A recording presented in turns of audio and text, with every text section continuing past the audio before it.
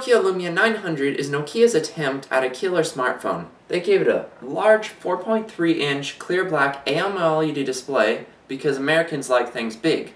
That also means that the phone is pretty big, pretty hefty, and it is also quite thick compared to other phones like the Samsung Focus S, which has the same size screen but is way thinner and way lighter.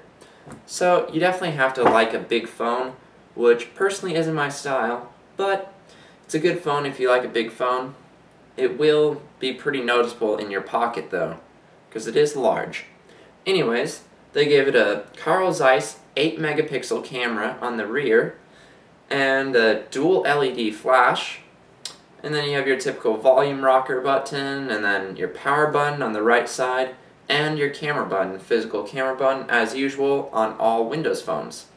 At the bottom of the phone, you have your contextual buttons for start and back and search, and those can be sometimes tricky to touch for some reason. Sometimes they don't respond well, so I'm not sure what's going on with that. But anyways, it's running Windows Phone 7, and the clear black AMOLED display looks brilliant indoors. Absolutely fabulous. The colors really pop out, and it makes pictures look even better than they actually do. However, outdoors, the clear black display was extremely disappointing to me. Nokia advertised it as supposed to be one of the best for outdoor lighting and is supposed to perform really well in outdoor, but it was terrible under direct sunlight compared to the HTC Radar. I set both of the phones on the highest brightness settings, but the HTC Radar was incredibly easier to read outdoors. Something about the Lumia just doesn't work outdoors well, and it's tough to see the screen, and especially since it's the flat screen compared to the 800 that actually had a curved screen, that probably even hurts it some more. So it's not that good outdoors. Anyways, you got your micro USB port on the top and headphone jack, and you also have your SIM card slot, which you use a little SIM card tool to remove, and that's basically it for the hardware of the phone. It is built so that it feels really solid, and you cannot remove the battery since it's all one piece, but it's built out of a polycarbonate material, and you can buy the phone in different colors, which looks really awesome. So I'd highly recommend you check out some of the other colors instead of just flat black, even though flat black does look pretty classy.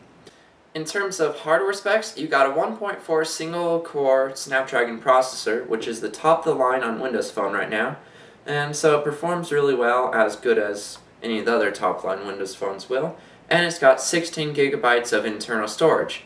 So no phone has 32 gigabytes for Windows Phone yet, which is disappointing. 16 is the maximum, so you'll have to live with 16, which is okay, but if you have a lot of music on your phone, you'll really find yourself struggling for space, which is disappointing with all Windows phones. Nevertheless, you can always use Zune streaming, which works pretty well. And this Nokia phone also supports AT&T's 4G LTE service, so if you have LTE in your city, then you can use their blazing fast internet speeds. Otherwise, it's got the typical 4G HSPA+, which is a little faster, but not too much faster than normal 3G. Nokia also included a front-facing camera on this phone so you can video chat with people.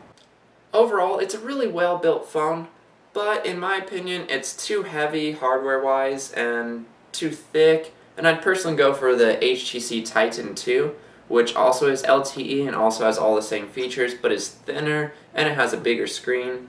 And overall, I like that phone a lot more, but the hardware is really well built and really well constructed on the Nokia Lumia 900. And keep on watching WM Power User to catch the rest of our reviews about the software, camera performance, battery life performance, and more about the Nokia Lumia 900.